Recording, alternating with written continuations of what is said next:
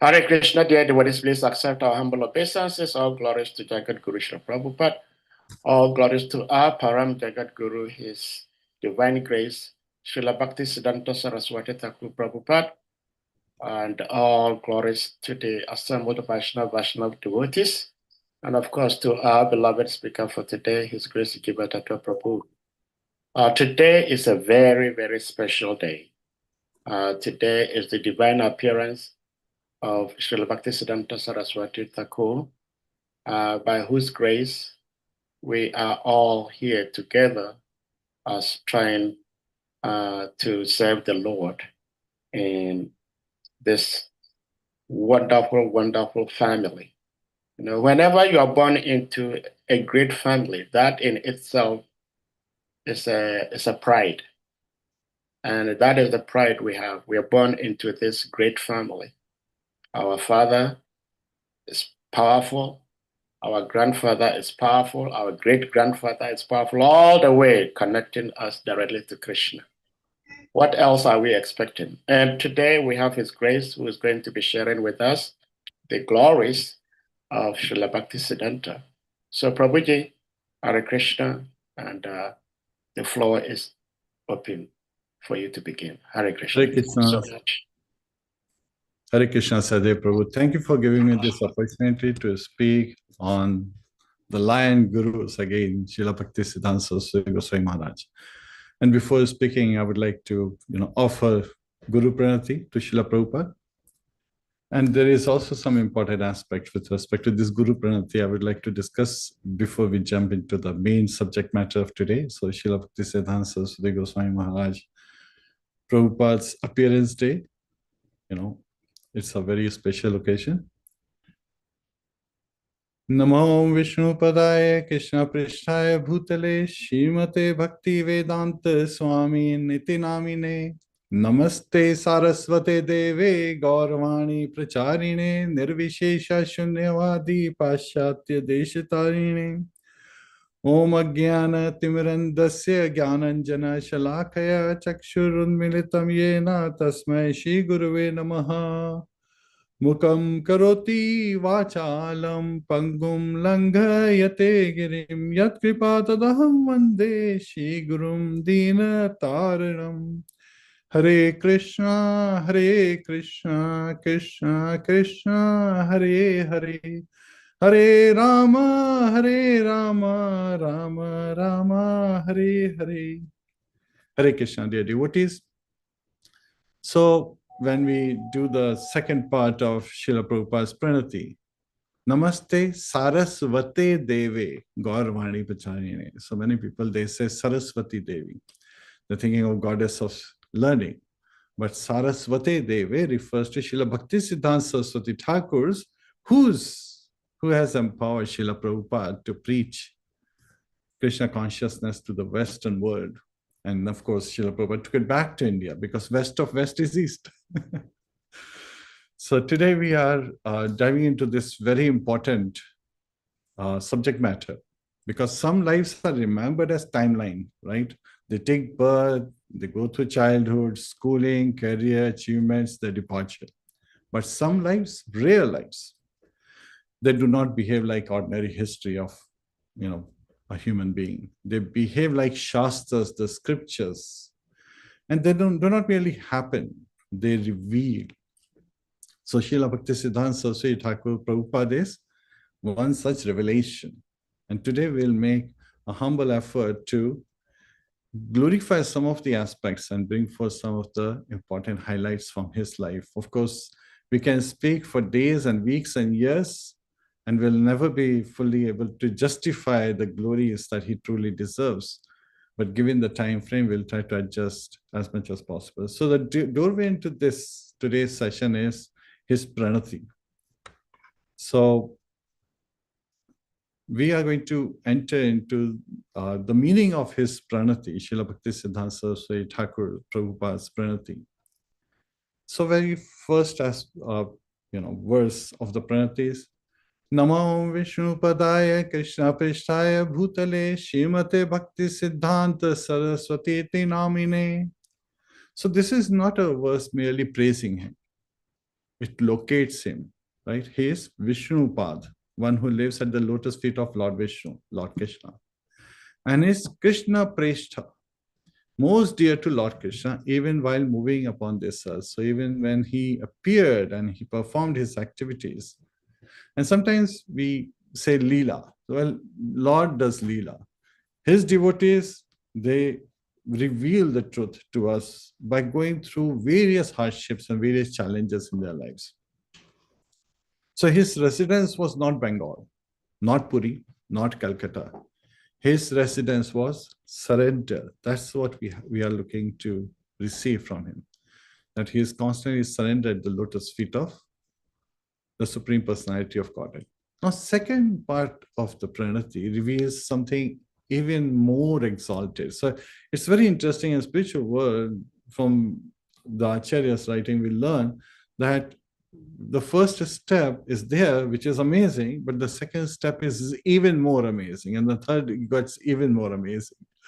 And that is the quality of spiritual, because it's Naveen, always fresh, refreshing. Just like Yashoda Mai's love for Krishna, Krishna himself said that she loves me today more than yesterday. And I know that tomorrow she'll love me more than she loves me today.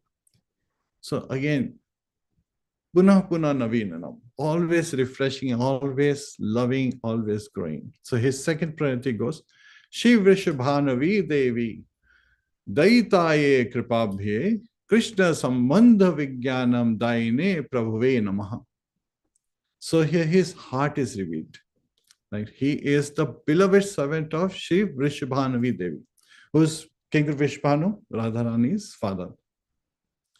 And this Shiv Vishbhanavi Devi, who is that? Of course, Shri Radharani. And he is an ocean of mercy. And at the same time, Shiv Vishbhanavi Devi, Daitaye. So who's the worshipable Lord of Radharani? Lord Krishna.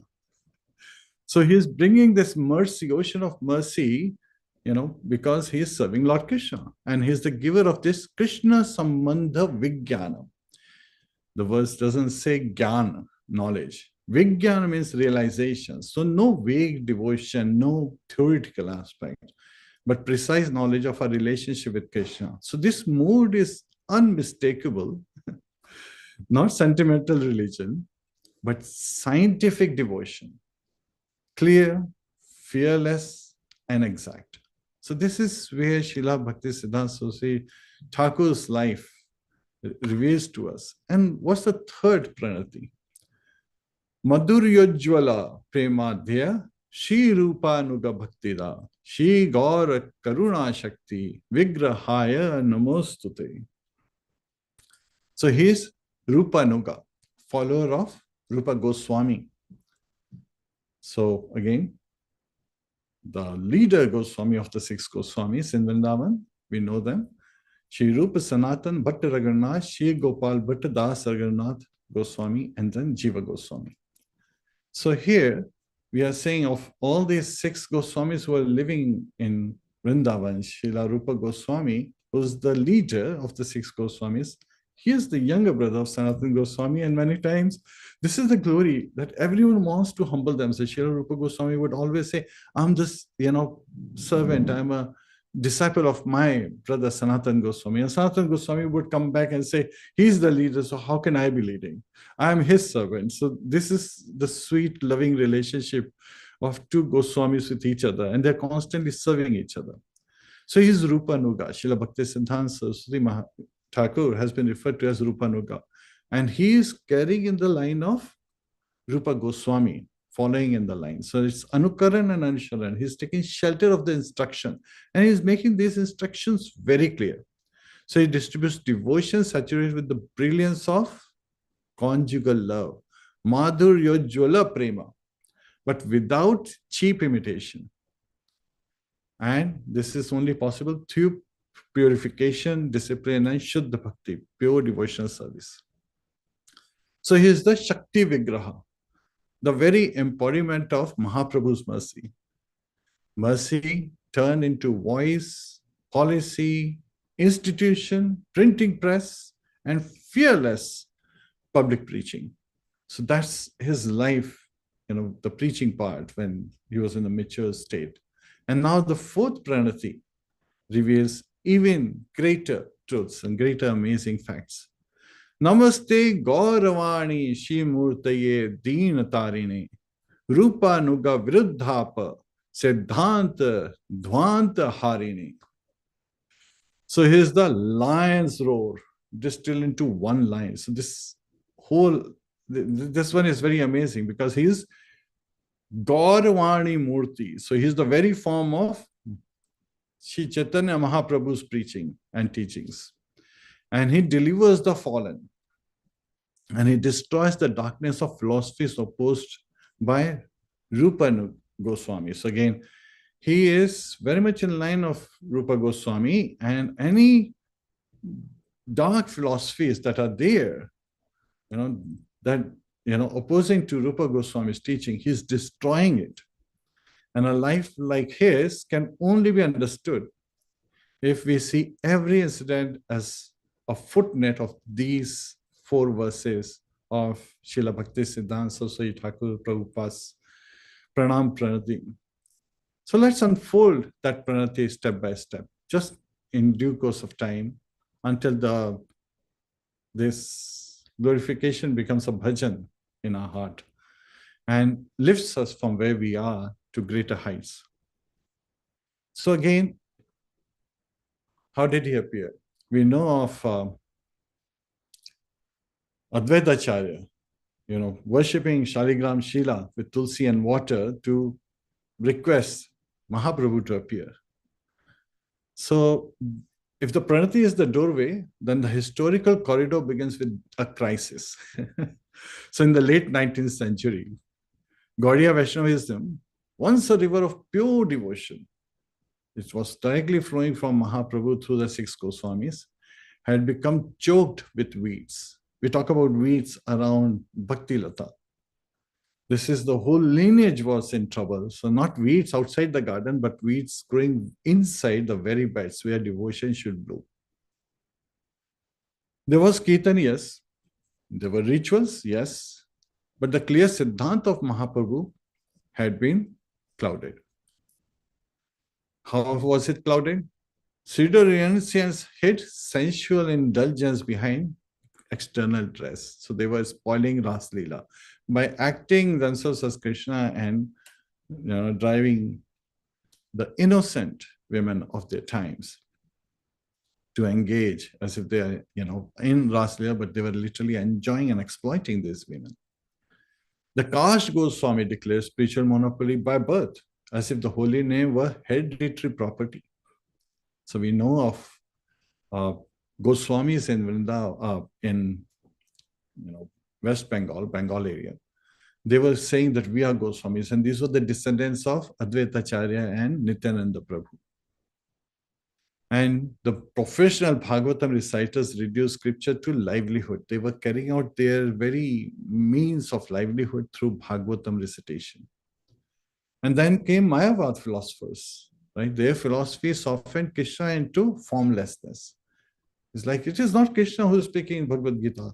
It is one who is the cause of Krishna who is speaking. While Krishna is the cause of everyone. Ishvara Parama Krishna Sachidananda Vigraha Anadir Adir Govinda Sarva Karan Karanam. So Krishna is the cause of everyone, but they were misrepresenting. So Srila Bhakti Vinod Thakur saw the danger, right? Many sincere people, they withdrew from devotional service. They withdrew from Krishna consciousness. They practiced privately, hoping to preserve their own purity. But the tradition that stops preaching becomes like a lamp hidden under a pot. It may remain lit, but it cannot illuminate the room. So having seen this danger, Srila Bhaktisiddhanta Saraswati Thakur, he did something that only genuine acharyas, they do. Instead of blaming the age, he took responsibility. So this is where we learn that we should be taking responsibility and accountability to help push the movement forward. So this is none other than Vinod Manjari by his example. Srila Bhakti Vinod Thakur is showing. He was not a man with free time. He held a very high post in government. He served as a district magistrate. He maintained a family, raised children, and authored a vast body of devotional writings, prarthana, songs of bhajans, again, devotional bhajans, devotional songs were there. And he established Namu bhattas, and he preached systematically. But still in his heart, he feared. What was his fear? After me, who will carry this forward? So he prayed. Now, this fear is something we see in the life of Srila Bhaktisiddhanta Saraswati Thakur. He was also worried, who will carry this forward?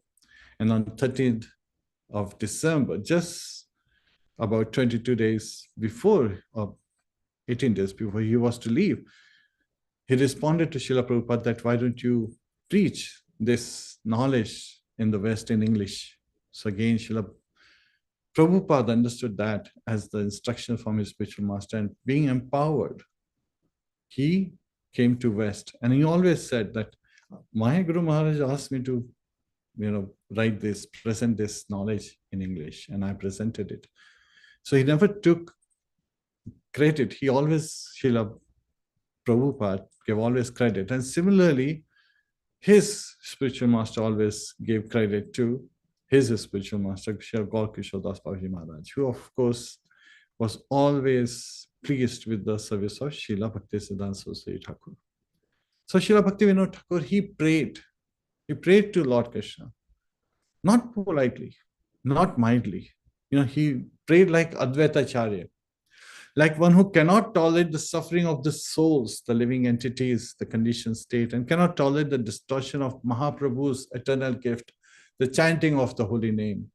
Hare Krishna, Krishna Krishna, Hare Hare, Hare Rama, Rama Rama, Hare Hare. He prayed, my dear Lord, please send someone from your personal staff. And Krishna answered. And in that answer lies an eternal pattern. And what's that pattern, my dear devotees? That when a pure devotee prays for the world, Krishna does not send a slogan, he sends a person. We create slogans, but Krishna, he is action-oriented. He sees our actions, not words. He sees, similarly, through his actions also, he shows us. So from the eternal past time, Nayan Mani Manjari descended. Nayan Mani Manjari. Sometimes we say, someone who's very dear to us is, you're the gem of my eye. So that gem of my eye, or Aankho ka tara in Hindi we say, which means you're the star of my eye. Whenever I see you, my eyes, they glow like stars. So we can look from that perspective.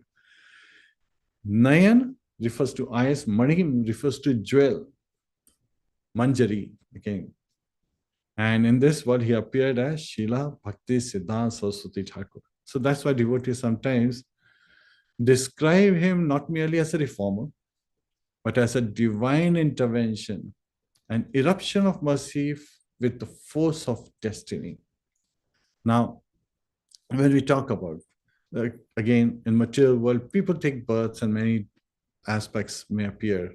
Yet at the same time, even from material eyes, people who do astrology, astronomy, and so forth, so from their perspective also, it is very interesting, especially the astrologers. They were amazed because he appeared on the 6th February 1874. What time? 3:30 p.m. approximately. Where did he appear? At Jagannath Puri. So the very manner of his birth carried symbolism. His umbilical cord was wrapped around his body like sacred thread, as if nature itself announced, this child is born for dharma. He is a Brahmana. Astrologers, they observed auspicious marks and combinations. They recognized a Mahapurusha, no ordinary soul. But the most beloved confirmations that we get were not spoken by scholars. They were spoken by Lord Jagannath himself. So when he was still an infant, just 6 months old, right? Rath Yatra occurred as it was going. Srila Bhaktivinoda Thakur's house happens to be on the path from which, so the chariot of Jagannath stopped before their home and did not. So maybe sometimes we say Lord Jagannath has his own mood. Sometimes he wants to get onto the chariot, he gets on very easily. Sometimes he doesn't want to get onto the chariot easily, becomes, you can put all the force in the world. Sometimes he wants to go fast and people are trying to stop it, but it's going fast. Sometimes he doesn't want to go, so it stops. In this instance, it stopped right in front of Srila Bhaktivinoda Thakur's residence. And for 3 days, it didn't move. So this appeared like a divine arrangement. So, Srila Bhaktisiddhanta Saraswati Maharaj's mother, when she brought the child to the Lord, and she offered him Jagannath's garland. So as soon as she, placed the child at the feet of Lord Jagannath, the child immediately turned to, take the darshan and touch the feet of Lord Jagannath. And immediately Lord Jagannath's garland, it fell upon this infant, that baby. And all the priests, they exclaimed, wow, this child is specially blessed. So one garland, one silent gesture, and a prophecy was sealed. Srila Bhaktivinoda Thakur understood that this child is none other than a special parshad, a special associate, coming all the way from Golok Vrindavan. Now, we all do various kind of samskaras, various kind of ceremonies. Annaprashan is one ceremony when first time the child is given grain, right? Grain giving ceremony. So it is Annaprashan, grain giving ceremony. There were various objects they were placed. Objects representing different inclinations were placed right in front of this child. There was money, coins and rupees and so forth. Pleasure things, even nice food stuff and worldly life related items, nice clothes, and Srimad Bhagavatam. Now, as soon as the child was let go, the child crawled directly to Bhagavatam and embraced it. Not just touched it, not just kind of like glanced through it, got distracted, just went and picked it up, Bhagavatam, held it to the chest, because Bhagavatam is also literary incarnation of Krishna. So this was the second pronouncement of destiny, that this life would not be guided by gold, it will be guided by scriptures, and especially Lord Krishna, who is appearing as Srimad Bhagavatam. So the pranati that begins to take a historical shape, we are seeing that his life is following Krishna Sambandha Vijnanam Daine. So the giver of scientific sambandha. That was already announcing him as a child with Bhagavatam pressed to his heart like a second heartbeat. That was. Now as a child, again, he receives a name, Bimla Prasad. So he was known as Bimla Prasad. He grew not merely intelligent, but astonishing so scriptures did not feel like a school subject to him. It felt like native air. So at a very young age, he was celebrated for mastery of Bhagavad Gita. He had memorized Bhagavad Gita, deep familiarity with Bhagavatam, extraordinary skills with Sanskrit grammar, logic, astronomy, mathematics, any subject you would talk about, he had mastered it. And his astonishing memory, as if the knowledge once seen became permanently engraved. He would read once and remember always. Sometimes we read, an hour back and we try to remember, what did I read? Where did I read? And we try to scramble through the books. That's our state. But in his state, he would read once, remember always. So he assisted his father's literary mission by proofreading Bhaktivinod's work while still a teenager. So Srila Bhaktivinoda Thakur would let him proofread his work, and he developed a shorthand script. So Srila Bhaktisiddhanta Saraswati Thakur, who was known as Bimla Prasad, when he was a teenager, he wrote a scholarly commentary on the Surya Siddhanta, earning the title Siddhanta Saraswati.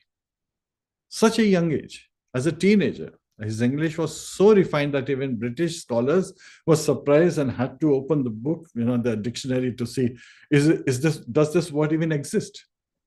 And his sharp intellect can become a weapon of ego. So his intellect was actually, that was the fear. But in reality, his intellect became a weapon of service. He was so oriented. Sometimes he would be reading, Prarthana, his, Srila Bhaktivinoda Thakur's book of songs, devotional songs, and the teacher would be teaching, and then they would say, "Oh, Vimla Prasad, why are you not paying attention?" He would simply say, "I already know the subject you're saying." So the teacher would try to challenge and test him by asking him questions. And he would say, "Yes, this is the response. And I know what you're thinking. Your next question will be this. And so this is the response. And your next question would be this. And this is the response." So the teachers understood that this child is extraordinary. And once a teacher even stopped him about his subject matter, he's like, "I've already completed this subject matter long back. Rather, at this particular moment, I'm reading so and so." The teacher was amazed because it was way beyond the capacity of that teacher to imagine that such a young boy could have excelled him so far beyond. Now, among these very childhood events and incidents, once again, we know about the mango vow, right?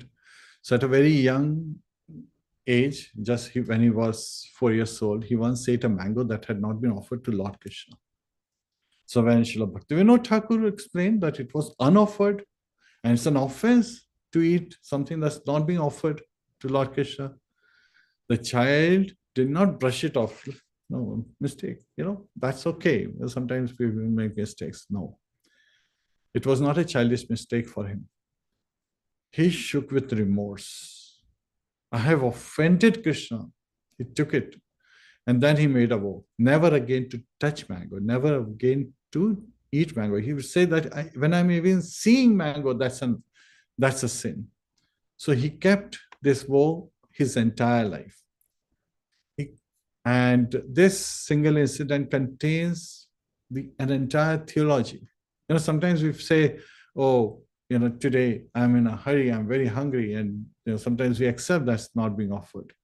Or sometimes the food that cannot be offered to Krishna, like we accept knowingly, unknowingly.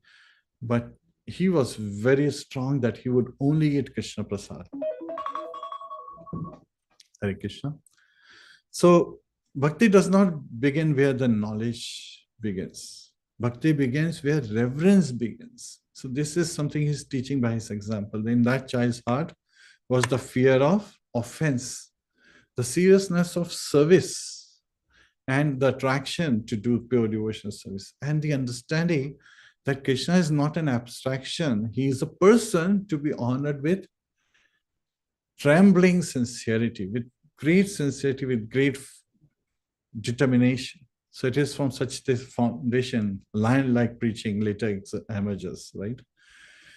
So only one who fears offending Krishna will fear no scholar, no caste, no social pressure, as well as no ideological crowd. Now, when there was a construction going on in Calcutta, a deity of Kurmadev was found. Srila Bhaktivinoda Thakur gave it to this young Vimal Prasad, who worshipped Kurma from childhood. Now, Kurmadev's worship is very exalted because when we don't have a stability, when we don't have regulated life, then it is said in the scriptures that we should worship Kurmadev. Why? Because he helps us regulate our life. He is an expression of Lord Krishna, but he also makes our life stable, regulated, and gives us this determination. So Kurmadev, he represents steadiness, and the divine tortoise who held the churning mountain, bearing pressure from the shake of nectar. So this is the expression of the Lord. And devotees, they pray to Kurmadev for stability. And similarly, Srila Bhaktisiddhanta's life, we see, is the fruit of that worship offered to the Kurma deity. And so he had relentless steadiness, unbending, unbroken. Later he undertook vast Nam Bhajan. He was chanting enormous number of rounds daily for years. Rain would enter his hut, he did not repair the hut. He took an umbrella and kept chanting. So this is the lion's internal forge that we see. We often imagine a lion's roar begins in public debates, but in truth, the roar begins in solitude, where no one applauds, where no one watches, where only Naam and conscience they remain. Now, when he approached his father, Srila Bhaktivinoda Thakur, for initiation, Srila Bhaktivinoda Thakur knew that my son is an exalted scholar. And so he wanted to humble and further elevate, his son Bimal Prasad.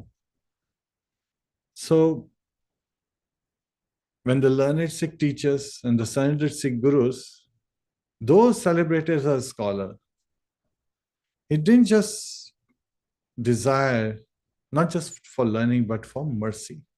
So again, we hear that Lord Krishna's mercy flows to his devotees, and special mercy flows to Guru Tattva. So Srila Bhaktivinoda guided him to take initiation from Gaur Kishore Das Babaji Maharaj, an exalted saint who would be present every time Bhaktivinoda Thakur would be preaching on Bhagavad Gita or Bhagavatam. And even though he was turning blind, he would say, I don't care about what happens to the body, I want to hear Krishna Bhajan. So Srila Bhaktisiddhanta Saraswati Thakur, he approached Gaur Kishore Das Maharaj. He requested, please give me Diksha, please give me initiation. And Srila Gaur Kishore Das Maharaj, he said, you're an exalted scholar. Why coming to me? But he said, I want mercy, Krishna's mercy. So it's like, let me talk to Gaurasundar and come tomorrow. Next day again, he would come. And Gaur Kishore would say, oh, I forgot. Come next week. Then he would come back again, but again get rejected, some same reason. I forgot to ask Gaurasundar. So again and again, this was happening. And finally, he said that if you don't give me initiation, I will jump into the river and finish this life. What's the use of this life? What's the use of this learning if I cannot get Lord's mercy? So his perspective of learning, his perspective of being scholarly is to be humble, to be able to get Lord's mercy. So finally, Gaur Kishore Babaji Maharaj, he smiled and gave him Diksha. And what did he name him? He called him Shri Vrishabhanavi Devi Daite Das. So the name is the Pranati made flesh, right? This name. And so the servant beloved of Vrishabhanavi Devi, Radharani, and the servant who would later be hailed as Kripabdhi, an ocean of mercy. So again, today we are remembering that how his life was such a series of mercy. So the world has seen scholars, right? And we have seen that even the scholars, sometimes they are approaching an illiterate saint, but they may not understand. But the spiritual world understands it perfectly. Knowledge goes to realization. Knowledge is always below realization.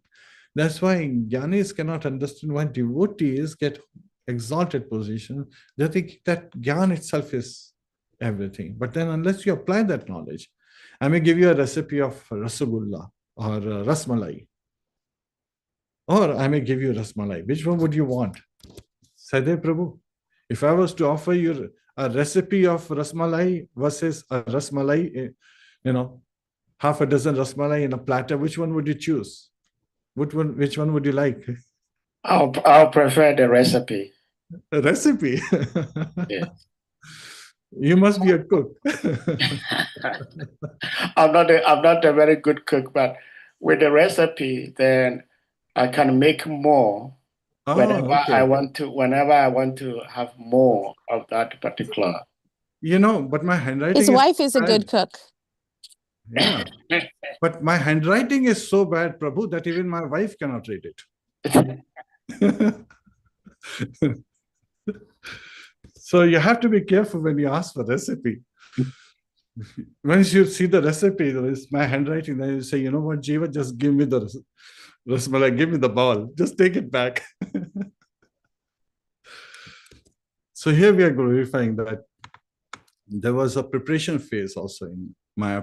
Again, he decided to chant 10 years, you know, a crore Mahamantras. That took a long time. So he entered Mayapur, he intensified his Nam Bhajan, years of concentrated chanting, you know, austerity and purification. Now, when somebody would see him, sometimes they would describe him as like he lives in another world, he's a man from another world. He's constantly chanting loudly, his arms are raised, absorbed beyond social consideration. So, this is a sign of an avadhuta who cannot be recognized by external symptoms. And he's entering Ganga in ecstasy after long chanting. So people would be amazed. Some thought of him as madman, but devotees know. When the world calls a saint bad, it's often because the world has forgotten sanity. So his bhajans are not escapism, it was preparation. It was setting him up for what's coming out. So he started the mission and a command came. So again, and a vision, Jagannath, Panchtattva and Bhaktivinoda, he appeared telling him, now preach. Now it's very interesting, before that also, when he was just a teenager, Srila Bhaktivinoda Thakur was asked to speak in a great gathering of saintly persons. And Srila Bhaktivinoda Thakur sent Bimal Prasad, his son, to speak there. So he was not even initiated at this particular moment.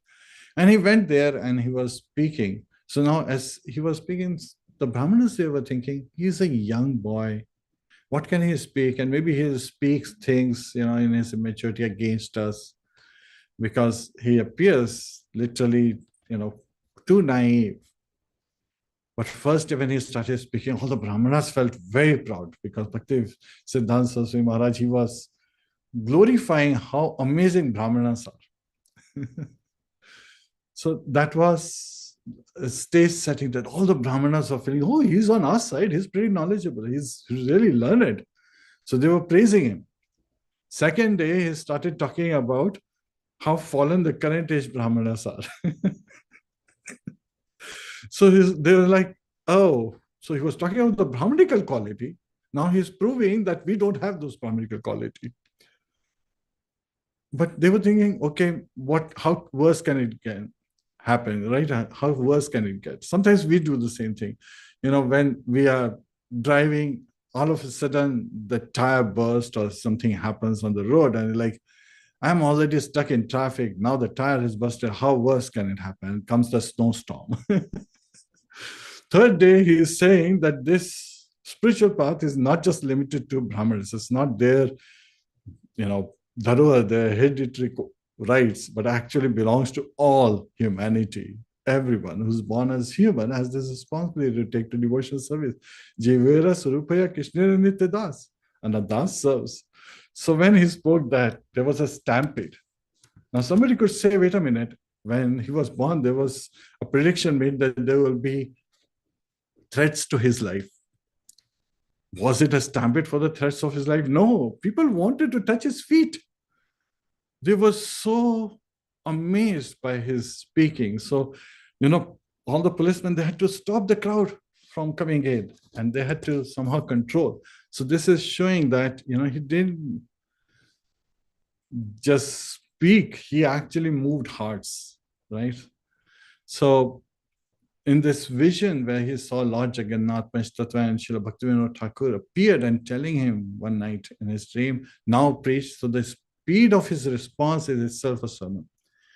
He did not say after some time. He did not say when the situation becomes favorable.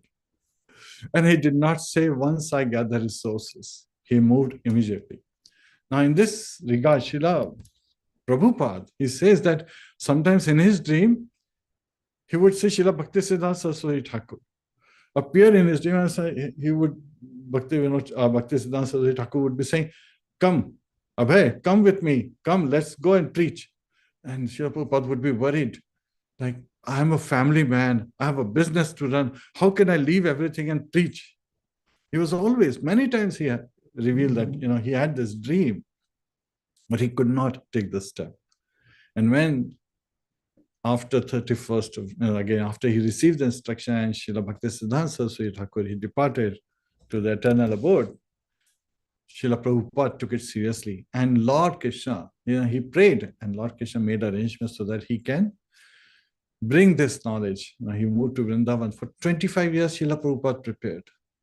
And then he was able to come to US. Srila Bhaktisiddhanta Saraswati Thakur empowered Srila Prabhupada. So Srila Prabhupada always said, all these young boys and girls have been sent to me by Srila Bhaktisiddhanta Saraswati Thakur. And Srila Bhaktisiddhanta Saraswati Thakur had such great generals. So of course, he was also a great general, right? He was lion against corruption.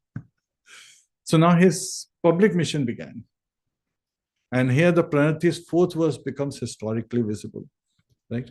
Rupa Nuga Viruddhapa Siddhanta Dhvanta Bharine, destroyer of darkness opposing Rupa Goswami's lineage. So he confronted Sahajiya's degradation. He confronted caste Goswami's monopoly, who were the descendants of Advaita Acharya and Nityananda Prabhu. He confronted Mayavad philosophy and the compromises Mayavadis were making. He confronted the social ridicule and colonial pressure. When Srila Prabhupada met him in 1922, Srila Prabhupada was, Gandhi followed. He said, well, how can you talk about this? We have to first get independence. And Srila Bhakti Siddhanta Saraswati Thakur at that time made it clear that independence from the material bondage is much greater than the chains of English oppression, the Britishers. And he confronted, the reformists. All paths are equal delusion. Raja Ram Mohan Roy and Ishwar Puri, Vidyasagar, all these personalities, they were showing them on a moral ground. And he proved to them that actually moral ground without devotion, without Krishna consciousness, is just a hoax. And when he requested them to speak, again, Shri Vidyasagar, he tried, but he spoke Mayavad philosophy. And instantly, Srila Bhaktisiddhanta Saraswati Thakur chastised him. It's like, I don't know, this is your subject matter. You teach. So this is also a humility of a great person that, they are ready to take shelter. Srila Prabhupada, he was always thinking about his meeting in 1922, 26, he moved. And then in 1933, he was initiated by Srila Bhaktisiddhanta Saraswati Thakur. So his message was crisp. Krishna is God. All else follows. Everyone else is his servant. And so this major assembly where he had done the day 1, day 2, day 3, actually he was already at this, in his preaching time, not in his teenage time. It was much later. Teenage time, there was another story of where he was debating and others, and he was on any subject he could speak very fluently. Now we know that Chaitanya Mahaprabhu, Sri Chaitanya Mahaprabhu, he took initiation, a renunciation to avoid having offenses committed by others, even his students. So when he was known as Nimai Pandit, many of the students didn't understand that why Nimai is taking, the teacher is taking name of the gopis. So they were planning to hurt him. And he said, oh, they're going to commit an offense. So he took sannyas so that everyone goes in front of a sannyasi. And then he can preach very nice. So in those times, external dress often dictated social respect. So Babaji Vesh had become disrespected because many who wore it lived wrongly. Right? So again, people follow the trend. And if they see this person is wearing this, then they could be following Markat Vairagya and so forth. So Srila Bhaktisiddhanta Saraswati Thakur, he took sannyas, and this was not a stunt, it was a yukt vairagya, usually what helps the mission. So if the world listens because of saffron, he will wear saffron. He was ready to say, he said, I'm ready to have 100 sons, provided all those sons are Krishna conscious, pure devotees. So he was more preaching not on what, but why. Why would he do what he do? And he opened this Krishna consciousness to all people, all humanity. And he sent his disciples abroad to UK many times. But both the times they came back saying, you can't preach. We asked those questions, we cannot answer. Srila Prabhupada, our Prabhupada, he would say, is there any question that cannot be answered in Bhagavatam? That cannot be true. So he understood. Srila Prabhupada, he decided, so many attempts have been made for UK. I will go to USA because everyone is moving over there. So he came to USA. We were lucky to receive Srila Prabhupada and his mercy. And Bhagavatam came with him. So he never said, I came to West. Srila Prabhupada always said, Bhagavatam came to West. I was just the instrument in that effort to preach, to bring Bhagavatam and bring that realization through the lives of Srila Prabhupada. From his life, he teaches us. And from our spiritual master's life, we learn how we have to be fully surrendered at the lotus feet of Shri Gurudev. And of course, father is very merciful. Grandfather is even more merciful. Great-grandfather, ultimate mercy comes.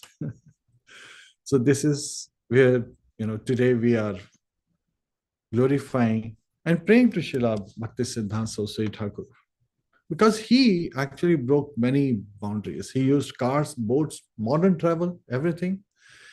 He connected with English and high class for public speaking. He wore even Western dress, were beneficial. He put chairs in the temple halls, right, for British officials, so they could sit and hear. His focus was help whatever way to bring people to Krishna consciousness.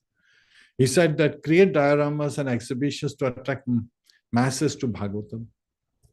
And he started printing presses. His Brahad Mridanga, louder than any drum. So he's the one who started this concept of Brahad Mridanga. So he published constantly, tirelessly, and turning ink into kirtans. He had established 64 Gauriya Maths. He sent so many books abroad along with his disciples. And he preached in a manner that would move people's heart. So looking at we can think of the 10 core qualities. He was fearless, right? No compromise with falsehood. Sometimes even we devotees see that diluting in our lives. Sometimes we, say, oh, this person is son of such and such great devotee. And we start worshipping the ground this person is walking on. And then that person will not be following any Krishna consciousness. We have seen this. So we are diluting the philosophy that he brought in. So we should not do that. He was pure. He was strict with himself first. He was strict with himself and soft with others. His writing was very strong, very scholarly. So the third quality I would like to bring is the knowledge used as a service. And we read Brahma Samhita. So even when Srila Prabhupada was there, Srila Prabhupada's disciples, they said, Srila Prabhupada, when we read Brahma Samhita, we have to open dictionary more than, your books of Brahma Samhita. Srila Prabhupada said, his books are written for me. My books are for you. Because if you look at the 25th verse, he says the purport is clear. And I was wondering, first time I read, where is the purport? And then I paid attention. Oh, purport is clear because it's hidden in the verse. And now we have to read Prabhupada's books to really unravel that purport from his writing. He was innovative, right? Yukta Vairagya in action. So he was doing everything to spread Krishna consciousness. He was very compassionate. Preaching as rescue. He was strict like a surgeon, not an egoist, not like that. And he was always humble, never chasing honor and glory. He was loyal to Rupa's line and Gaura's Vani. And he was tirelessly writing letters, giving lectures, printing through the printing presses, and he was constantly traveling. And he was fully surrendered, Vishnu Pad embodied. So here, he did not live for comfort. He did not live for truth. So what do we see? He did not seek followers. He did not say, become my follower. He wanted to create Krishna's service. So he created devotees. And he did not compromise. He conquered. So how should we honor him? Not only by anniversaries like today, but by, not by imitation of his essence, but by carrying out what he preached. Chant seriously, chant attentively, study deeply. Srila Prabhupada didn't say, read my books. He said, study my books. Preach boldly. Yes, many times there may be troubles coming our way, but we have to continue. Given whatever constraint, we have to preach. We don't have to say, oh, when I'll get a demigod's body, I will preach. No, whatever we have now, we should do that. Serve humbly, like a servant of the servant of the servant, dasanu dasanu das, and live simply and purely. So this is where I would like to conclude today's talk. Srila Bhaktisiddhanta Saraswati Thakur Prabhupada ki jai. Srila Prabhupada ki jai. Nand Kori Vaishnav ki jai. Over to you, Saitya Prabhu. Hare Krishna. Thank you so much, Prabhuji, for this wonderful sharing of His divine grace. Our speaker today wouldn't have much time to spend with us because he has another very, very important engagement.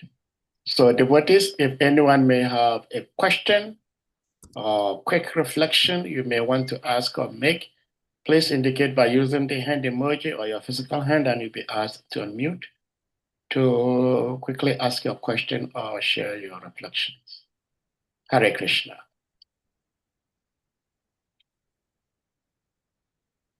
Prabhuji, I see that, well, thank you so much about this wonderful katha of Srila Bhaktisiddhanta. I have quite a few questions, but I think the first one I would like to ask for the sake of time is, oftentimes we hear devotees say that our line is that of siksha, instructions, not diksha. And just like you very beautifully narrated how Bhaktisiddhanta was preparing to actually commit suicide if he wasn't going to get Diksha initiation from Gorkishore Das Babaji. So I would want you to explain a little bit as to why, even though Bhaktisiddhanta had already accepted Gorkishore Das Babaji as his guru, but he was very much on getting the Diksha from him. If you may address that. Hare Krishna. Hare Krishna, Sadev Prabhu. So before I do that for general audience, for the devotees' sake, I want to first help them understand what you meant by a lineage that more of Diksha, Shiksha than Diksha. So we see the example of Srila Vyasadeva, Shri Krishna Dvapanya Vyasadeva, who brought all this knowledge in Vedas and Mahabharata and Puranas and so forth.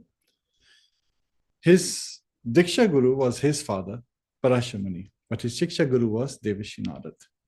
So even though he received Vedas from his father, Parashamuni, the true knowledge, true reflection was revealed in Bhagavatam. That's why Bhagavatam is Gantharaj Bhagavatam. Yes, Vedas are personified and they are also always glorifying and worshipping Krishna. But Krishna is, Bhagavatam is literally incarnation of Krishna.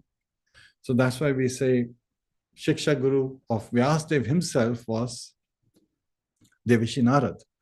And that's how we connect him directly with Brahma, Narad, and then Vyasadeva. We don't go all the way through Manu's cycle where Parashamuni comes, Vashishta and others, and then Parashamuni comes, and then this way.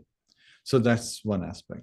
Gaukishore Das Babaji Maharaj, he had someone else than Bhaktivinoda Thakur as his Diksha Guru. Bhaktivinoda Thakur was his Shiksha Guru. So when we talk about, lineage, we talk about Shiksha. Now we talk about Srila Bhaktisiddhanta Saraswati Thakur. Of course, he got shiksha from his father. So that aspect was there. And he approached his father to get diksha. But Srila Bhaktivinoda Thakur wanted to help him get realization, what true knowledge is. True knowledge is not in memorizing verses or speaking eloquently. It is to bring those verses into reality, to live based on those verses. And that's why he encouraged him to take Diksha. And Srila Gaur Kishore Das Babaji Maharaj, you know how humble he was? He said that when I die, drag my body, pull it behind a vehicle and drag it all through the Mayapur to show people what a non-devotee looks like. So when he died, people were really going to do that. And Srila Bhaktisiddhanta Saraswati Thakur, he said, no, I only disciple, his body belongs to me. Nobody can dare do that. And then there were many people challenging him. And then that time he said, okay, of you, only allowed if you have not had any association, with a woman for a year at least. Many people left because association with opposite sex they had. Maybe for a month, then more people left. Then he said, maybe for a week. By the time it was done, everybody had left. So everyone is Maya, trying to judge a great saintly soul, the Babaji Maharaj, Gaur Kishore Das Babaji Maharaj. So again, Srila Bhaktisiddhanta Saraswati Thakur, he showed his reverential attitude towards his spiritual master. He understood the heart of his spiritual master. So knowledge is not that we memorize verses. Knowledge is not like that we speak very eloquently. Knowledge is how do we live? Have we applied it in our life? Srila Prabhupada provided us knowledge, yes. But that knowledge is to live simply and think highly. And Gandhi talked about it. But when it came to preach, again, living it, we don't see him meeting that standard. His followers, Nehru and others, meeting that standards. While in Krishna consciousness, we see that the devotees want to live by the instruction of the spiritual master. So those instructions are important, and by following instructions of the spiritual master empowers us for success. Does that answer your question, Prabhu? Yeah, Hare Krishna. It helps. It helps in many ways. But what is the most important word in here? Okay, now the real thing comes out. Yeah, one other thing I would like to, I'm just trying to imagine things because it is recommended that we chant our japa in the Brahma Muhurta hours. Those are the best times to chant our japa. And Bhaktisiddhanta Prabhupada's time, in his Gaudiya math, all his devotees were chanting 64 rounds a day. Yes. And I'm trying to do the math. Yes. 16 rounds of japa out of 64 is just 1/4 of that. Yes. And so if 16 rounds takes about 2 hours to complete, then that means that chanted 64 rounds is equal to approximately 7-8 hours. Yes. Now, if someone starts his japa during the Brahma Muhurta hours, let's say 5 o'clock, 4:30, 4 o'clock, 7 hours of that, then who will be able to work in the corporate world? So I'm just trying to imagine how were the disciples of Bhaktisiddhanta actually functioning in the corporate world? If you may give an idea, Hare Krishna. Hare Krishna. Very nice question. So again, we can see from the life of Srila Prabhupada. Srila Prabhupada would only sleep for 2.5 hours, and then he will start finishing his rounds.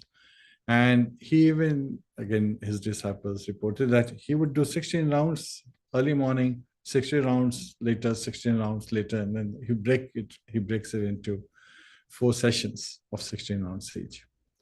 So he is able to do that.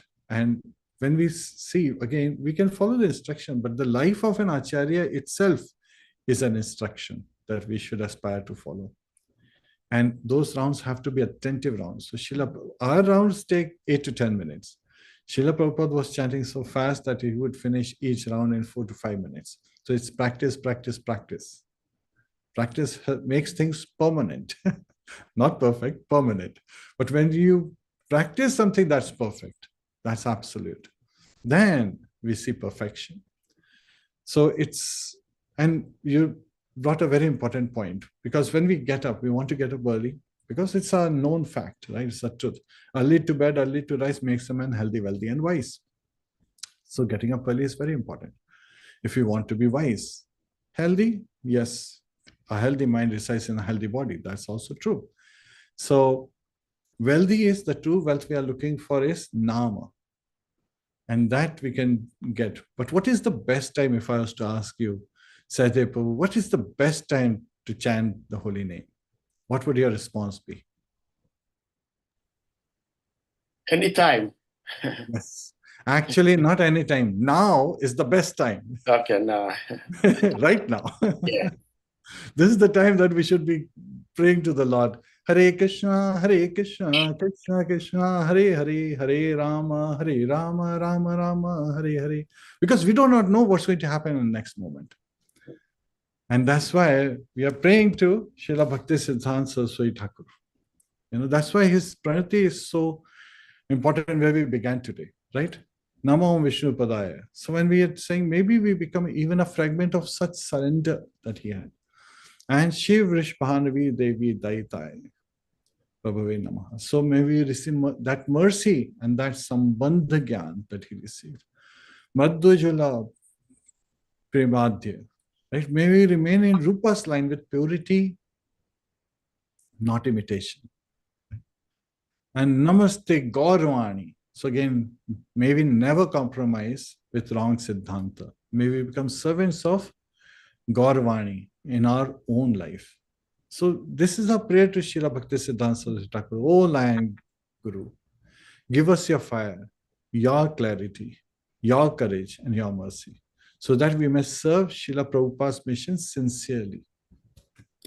And when we look at that, again, Srila Bhaktisiddhanta Saraswati Thakur, even though he would say that anyone who has not chanted 64 rounds is patita, is fallen, because he was looking at purity. And yet at the same time, he would say, I'm waiting for the day when my disciples will come out of the mode of ignorance. Sometimes the disciples would be surprised. Why is our spiritual master saying that we are in ignorance when we are chanting 64 rounds? Because the chanting empowers us to act. But if we don't act, how good is that chanting? Right? It's like a lamp covered by inside a pot, and that pot is covered. You're not spreading the light. You have to uncover this lamp that has received all this ghee-like quality from the chanting. Hare Krishna. Hare Krishna. Hare Krishna. Yeah, I think you are very much needed at the moment. Yes.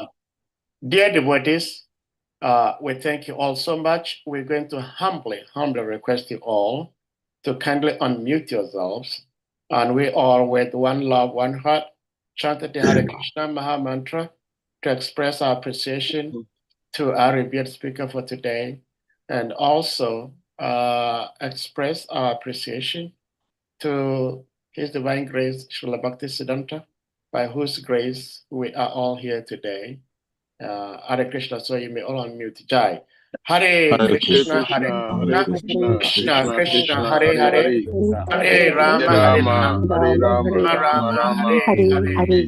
Vancha kalpa tarabya sindhya eva Chitanam Anta Koti Vaishnava Vrinda ki Jai. All glories to His grace. Jiva TATTVA Prabhu ki Jai. All glories to Jagat Guru Srila Prabhupada ki Jai. Sri Shri Mahotsava, Srila Bhaktisiddhanta Maharaj Ki Jai. All blessed Samud Vaishnava devotees Ki Jai. Hare Hare Krishna.